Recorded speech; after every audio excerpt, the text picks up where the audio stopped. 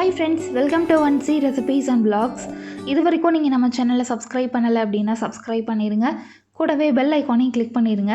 இன்றைக்கி நம்மளோட சேனலில் ஒரு சூப்பரான இட்லி மிளகாய் பொடி எப்படி செய்கிறதுன்னு பார்க்க போகிறோம்.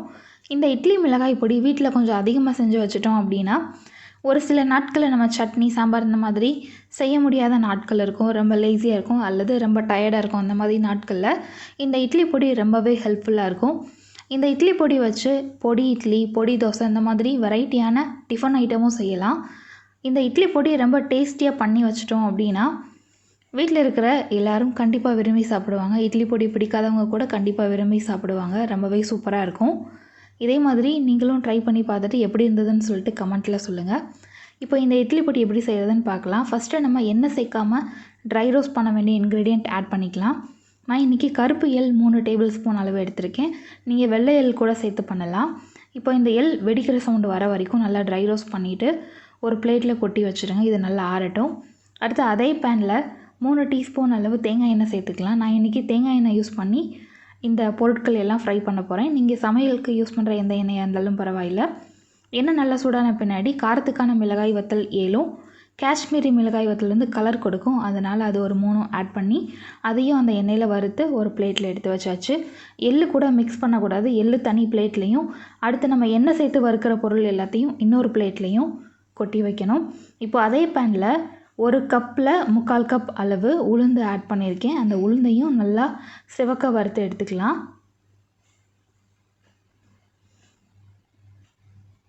உளுந்து நல்லா லைட்டாக கலர் மாறி இருக்குது. அந்த ஸ்டேஜ் வரும் பொழுது அந்த பேன்லேருந்து ஒரு தட்டில் கொட்டிடலாம். அடுத்து குழம்பு கடலைப்பருப்பு அல்லது சின்ன தால் சொல்லுவாங்க, அது ஒரு 1/4 கப் அளவு எடுத்திருக்கேன். அதையும் அந்த பேனில் நல்லா வறுத்து எடுத்துக்கலாம். இந்த கடலைப்பருப்பு மட்டும் வறுக்கிறதுக்கு கொஞ்சம் டைம் எடுக்கும். அந்த கடலைப்பருப்பு லைட்டாக வறுபட்டு இருக்கும் பொழுதே 1 டீஸ்பூன் அளவு பொன்னி அரிசி ஆட் பண்ணியிருக்கேன். நம்ம சமையலுக்கு யூஸ் பண்ணுற அந்த அரிசி தான் ஆட் பண்ணியிருக்கேன். அரிசி சேர்த்து அதையும் நல்லா வறுத்துடலாம். அரிசி முன்னாடியே சேர்த்துட்டிங்க அப்படின்னா அது ஃப்ரை பண்ண கலர் வேகமாக மாறிடும். அதனால் பருப்பு லைட்டாக வறுபட்ட பின்னாடி தான் ஆட் பண்ணணும். அடுத்து ஒரு கை அளவு கருவேப்பிலையும் சேர்த்துக்கலாம். அந்த கருவேப்பிலை நல்லா கிறிஸ்பி ஆகிற வரைக்கும் ஃப்ரை பண்ணணும். இப்போ அந்த ஃப்ரை பண்ணது எல்லாத்தையும் அந்த உளுந்து கூடவே கொட்டிடுங்க. இப்போ அதே பேனில் கொஞ்சமாக எண்ணெய் ஊற்றி கல்லுப்பு ஆட் பண்ணி லைட்டாக ஃப்ரை பண்ணிக்கலாம். கல்லுப்பு அல்லது தூள் உப்பு கூட நீங்கள் சேர்த்துக்கலாம். அந்த உப்பு அந்த மாதிரி லைட்டாக எண்ணெயில் ஃப்ரை பண்ணிவிட்டு அடுத்து அந்த வறுத்து வச்சிருந்த பொருட்குள்ளே சேர்த்துக்கோங்க. இப்போ இது எல்லாம் நல்லா ஆறணும். ஆறின பின்னாடி மிக்ஸி ஜாரில் சேர்த்து அரைக்கலாம். அரைக்கும் பொழுது சில முக்கியமான விஷயங்களை நம்ம நோட் பண்ணணும். அதை நான் என்னென்னு சொல்கிறேன். இப்போது நான் சின்ன மிக்ஸி ஜார் தான் எடுத்திருக்கேன். இதில் கொஞ்சம் கொஞ்சமாக சேர்த்து நம்ம அரைச்சிக்கலாம். மொத்தமாக எல்லாத்தையும் சேர்க்க முடியாது இல்லையா, அதனால் கொஞ்சம் கொஞ்சமாக சேர்த்து அரைச்சிக்கலாம். இப்போ கொஞ்சம் ஆட் பண்ணியிருக்கேன். மிளகாய் வத்தல் கொஞ்சமும் அந்த பருப்பு ஐட்டங்கள் கொஞ்சமும் ஆட் பண்ணியிருக்கேன். ஆட் பண்ணிவிட்டு இதை க்ளோஸ் பண்ணிடுங்க. க்ளோஸ் பண்ணி மிக்ஸி ஜாரில் சேர்த்து கொஞ்சம் கொரப்பாக அரைச்சி எடுத்துகிட்டு வந்துடலாம்.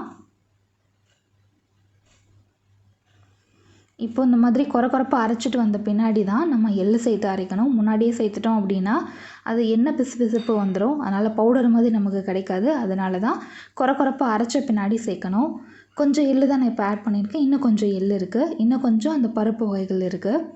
பாருங்கள், ஃபஸ்ட் டைம் அரைச்ச அந்த பவுடரை ஒரு தட்டில் கொட்டியாச்சு. இப்போ மீதி இருக்கிற பருப்பு மிளகாய் வத்தலையும் அந்த ஜாரில் சேர்த்து மறுபடியும் கொரப்பாக அரைச்சி எடுத்துகிட்டு வந்துடலாம். இது கூட மீதி இருக்கிற எள்ளையும் சேர்த்துடலாம். சேர்த்துட்டு பெருங்காயத்தூள் ஒரு 1/4 டீஸ்பூன் அளவு ஆட் பண்ணிக்கோங்க. இப்போ இதை நல்லா ஃபைன் பவுடராக அரைச்சிட்டு வந்துடலாம். பாருங்கள், பவுடர் சூப்பராக ரெடி ஆயிடுச்சு. இப்போது இதை ஏற்கனவே நம்ம கொட்டி வச்சுருந்த பவுடர் கூட ஆட் பண்ணி மிக்ஸ் பண்ணிடலாம். ஏன்னா முன்னாடி நம்ம அரைச்சதில் பெருங்காயத்தூள் சேர்க்கல, அதனால் ஃபைனலாக அரைச்சதில் தான் சேர்த்துருக்கோம்.